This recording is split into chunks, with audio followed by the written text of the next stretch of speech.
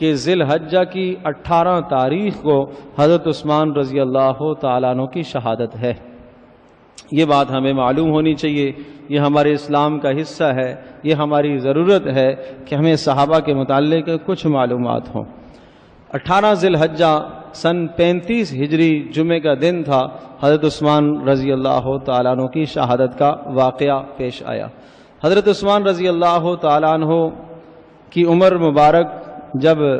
35 یا 34 برس کی تھی تو اس وقت انہوں نے اسلام قبول کیا،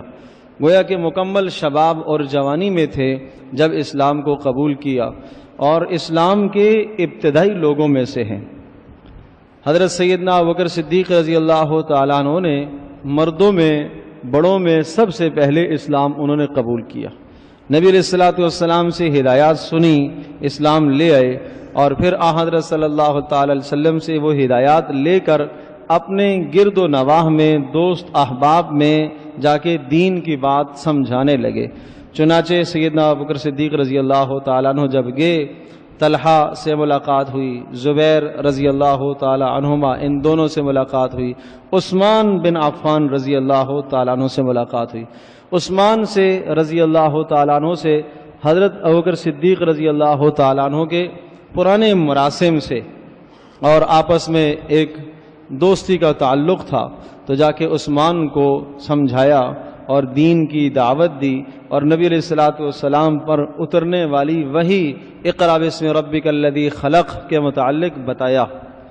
وہ بے حد متاثر ہو گئے۔ یہی بات چل ہی رہی تھی کہ رسول اکرم صلی اللہ تعالی علیہ وسلم تشریف لے آئے۔ حضرت صلی اللہ تعالی وسلم نے حضرت عثمان سے کہا کہ عثمان، تم اللہ پاک کی جنت کو قبول کرو، میں تمہیں اللہ کی جنت کی طرف دعوت دینے آیا ہوں، اور اللہ پاک نے مجھے تمام انسانیت کی طرف رسول بنا کر بھیجا ہے۔ بس حضرت عثمان کہتے ہیں کہ میں نے نہ تو کوئی مطالبہ کیا، بس یہ دو باتیں جب میں نے سنی تو یہ میرے دل میں اتر گئی،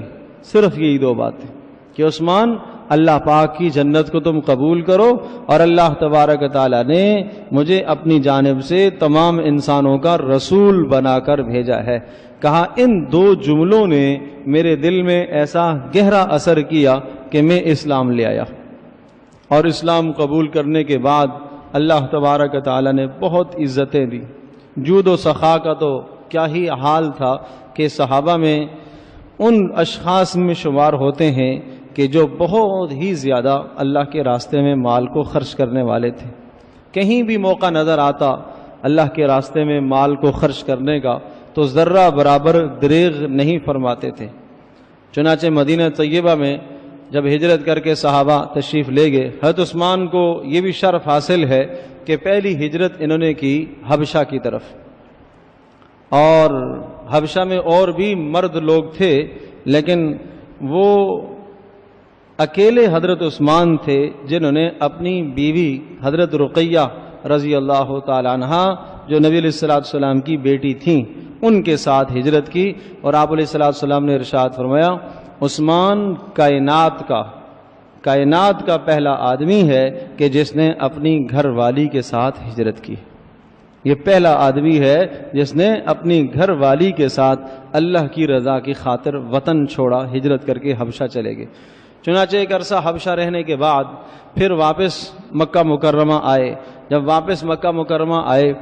تو مدینہ منورہ میں جانے کی فضائیں بلند ہو رہی تھی، اور مدینہ منورہ میں جانے کے احوال اور حالات سازگار ہو رہے تھے، تو پھر نبی علیہ الصلوۃ والسلام کی اجازت سے مدینہ کی طرف ہجرت فرمائی۔